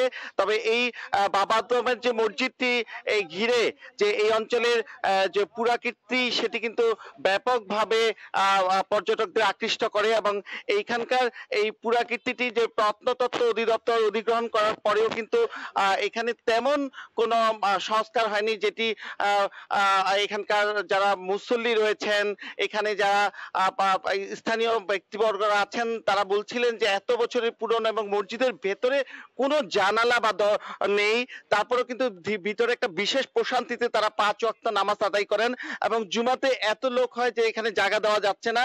এবং এই যে মসজিদটি যেটি এখানে নির্মিত হয়েছে, এই মসজিদ সম্পর্কে কিন্তু অনেক রকম ইতিহাস রয়েছে। তো এইখানকার যে ইমাম রয়েছেন, আমরা তার কাছ থেকে জানতে চাইবো যে এই মসজিদের যে নামাজ পড়া এবং এখানে যে অনেক পর্যটক আসেন, তো এই মসজিদের বিশেষত্ব কি একটু যদি বলতেন আমাদের। আসসালামু আলাইকুম রাহমাতুল্লাহ। বাবা আদম শহীদ রহমাতুল্লাহ আলাইহির এই মসজিদ একটা ঐতিহাসিক মসজিদ। বঙ্গ ভারতে মুসলিম সভ্যতার অগ্রদূত বাবা আদম শহীদ রহমাতুল্লাহ আলাই তিনি জন্মগ্রহণ করেছেন সৌদি আরবের তায়েফ নগরীতে। তিনি জন্মগ্রহণ করার 15 দিন আগেই তার বাবা ফিলিস্তিনের ক্রুসেডে শহীদ হয়েছেন। আল্লাহর এই মহান অলি বাগদাদের নিজামিয়া মাদ্রাসায় লেখাপড়া করে উচ্চশিক্ষায় শিক্ষিত হয়ে বড়পীর আব্দুল কাদের। আমরা জানতে চাচ্ছিলাম যে এই মসজিদের বিশেষত্ব কি, এখানে মুসল্লিরা নামাজ পড়ে কি বিশেষত্ব পান? এখানে মসজিদে নামাজ পড়তে এসে মুসল্লিরা অন্তরে শান্তি লাভ করে, কারণ এই মসজিদটা এমন একটা ঐতিহাসিক মসজিদ, এই মসজিদের ভিতরে কোনো এসি নাই, কিন্তু মানুষ যখন এই মসজিদে নামাজ পড়ার জন্য ভিতরে ঢোকে আত্মা একটি শান্তি বা তৃপ্তি লাভ করে। এখানে দূর দূরান্ত থেকে মুসল্লিরা নামাজ পড়তে আসেন। ধন্যবাদ আপনাকে।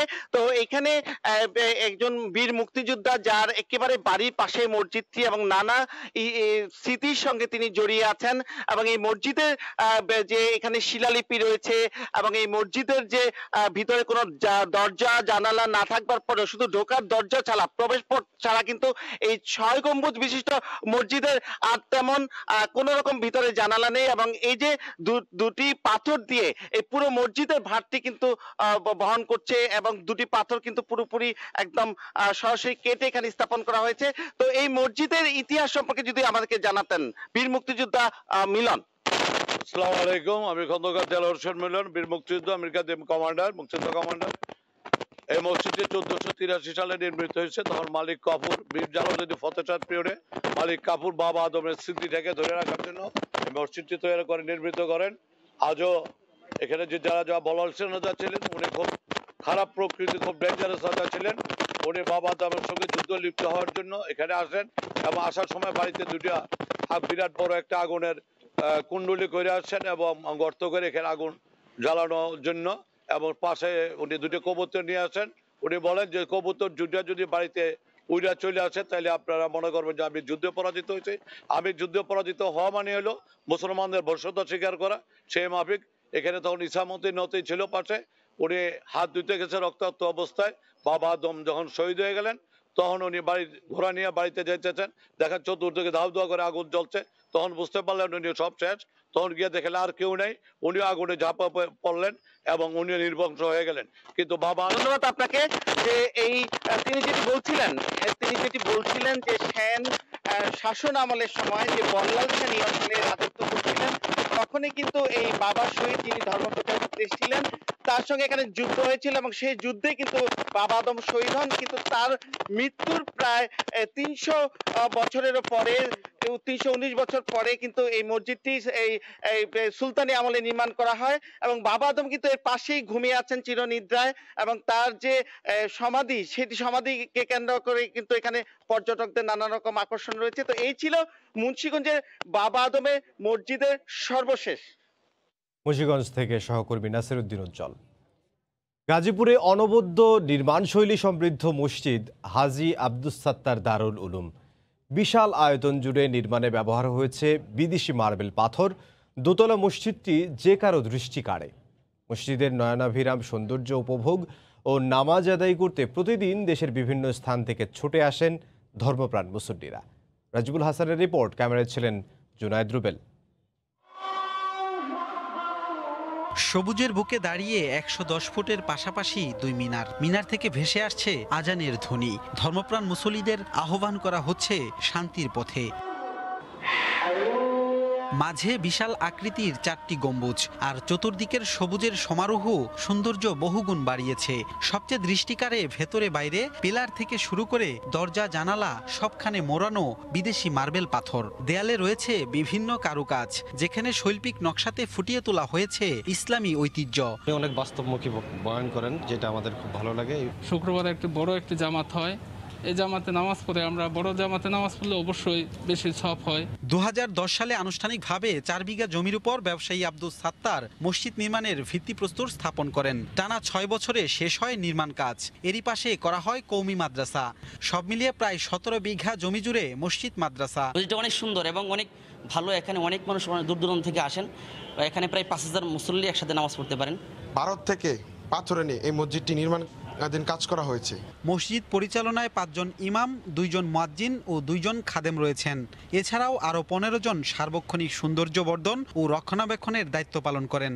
মাদ্রাসা ছাত্ররা আছে, ছাত্ররা মান্থলি মাদ্রাসায় খাবার টাকা দেয়। এই টাকা দিয়ে অনেক উস্তাদরা আছেন। এখানে বিভাগ রয়েছে, হিজ বিভাগ, নাজারা বিভাগ, নুরানি বিভাগ, এগুলি মাশাআল্লাহ চলে। এলাকায় ইসলাম বিস্তারের কথা চিন্তা করেই অনেকের সহযোগিতা নিয়ে পৈতৃক সম্পত্তি সহ জমি কিনে মসজিদ নির্মাণের কথা জানান প্রতিষ্ঠাতা। যত বেশি মানুষ মসজিদমুখী হবে তত বেশি মানুষের মনে দুনিয়ার চেয়ে আখিরাতের চিন্তা বেশি আসবে, সমাজে ভালো একটা পরিবর্তন আসবে, সে উদ্দেশ্য নিয়ে এটা করা। বর্তমানে হাফেজ কারি সোয়াইব আহমেদ আশরাফি শুক্রবার জুমার নামাজ পড়ান। রাজিবুল হাসান, সময় সংবাদ, গাজীপুর। ভোরের সময়ের শীর্ষ সংবাদ জানিয়ে দিচ্ছে আরও একবার। দেশে এলো কোভ্যাক্স থেকে পাওয়া ফাইজারের 1,620 ডোজ টিকা। কাদের দেয়া হবে জানাননি কর্মকর্তারা। চাঁপাইনবাবগঞ্জের মতো সাতক্ষীরায় বাড়ছে সংক্রমণ।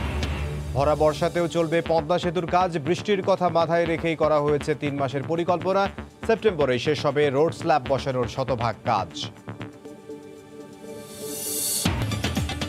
এই ছিল ভোরের সময়। সঙ্গে থাকুন সময়।